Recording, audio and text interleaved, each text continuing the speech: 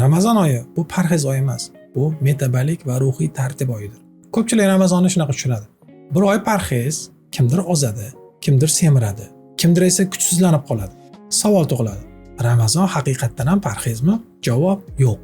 Ramazon bu tartib oyi. Bugun biz Ramazonni metabolik va ruhiy tizim sifatida tushuntiramiz. Parhez vaqtinchalik cheklov. Ramazon esa qayta sozlash oyidir.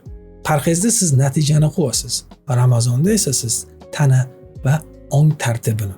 Shu farqni yaxshilab tushunolmasak, Ramazon foyda o'rniga charchoq olib kelishi mumkin. Ro'za vaqtida tanada ketma-ket jarayonlar sodir bo'ladi. Birinchisi, glyukoza pasayadi. Ikkinchisi, insulin pasayadi. Uchinchisi, yog' yo'qotilishi yaxshilashadi. To'rtinchisi, moslashuv kuchayadi. Bu jarayon och qolish emas, balki tanani metabolik moslashuvini chiniqtirishdir. Shuning uchun Ramazon insulin sezgirligini yaxshilashi mumkin. Metabolik moslashuvni mustahkamlaydi. Lekin faqat tartib bo'lsa. Unda nega ba'zilar Ramazonda semiradi? Sabab Ramazon emas. Odatda sabablar quyidagicha bo'ladi. Iftorda haddan tashqari ko'p ovqat yeyish, tez shakar va suyuq kaloriyalarni iste'mol qilish. Uchinchisi, uyquning buzilishi. To'rtinchisi, Ramazon parhez emasligini tushunmaslik va iftor vaqtida bir paytning o'zida hamma narsani yeyishni boshlash. Ramazonda eng ko'p buziladigan narsa uyqu. Uyqu buzilsa, ochlik gormonlari o'zgaradi, kortizol ko'tariladi, ishtaha nazorati esa susayadi. Shuning uchun Ramazonni faqat ovqat bilan emas, kun tartibi bilan birgalikda ko'rish kerak. Demak, Ramazon intizomni mashq qildiradi, sabrni mashq qildiradi, xohishlarni boshqarishni o'rganasiz. Masalan, kechki ovqatga shoshmaslik, saharni to'g'ri vaqtda qilish, ovqatni emas, tartibni ustun qo'yish.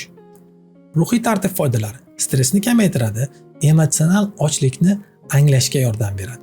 Demak, Ramazon vaqtida kimlar e'tiborli bo'lish kerak? Shifokor sifatida shuni aytishimiz kerakki, Ramazon hamma uchun bir xil kechmaydi. Agar sizda nazoratsiz qandli diabet, homiladorlik, og'ir surunkali kasalliklar yoki ularning xuruji bo'lsa, ro'za masalasini shifokoringiz bilan maslahatlashishingiz kerak.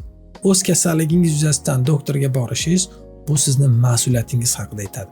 Ramazonni foydali o'tkazish uchun ovqatni kamaytirish emas, tartiblash kerak. Shakarni ko'paytirish emas, soddalashtirish kerak. Kam uxlash emas, uyquni himoyalash kerak. Shunda Ramazon tanamizga yana ham ko'proq foydali bo'ladi. Balki tanamizni chiniqishga olib keladi. Ramazon bu parhez oyi emas, bu tizim oyi. Tana uchun u metabolik tartib, ong uchun esa ruhiy tarbiya hisoblanadi. Sizga savol: Ramazonda siz qanday tartib bilan yashaysiz? Yoki eng katta qiyinchilik nimada? Kommentariy bo'limida bu haqda yozib qoldiring.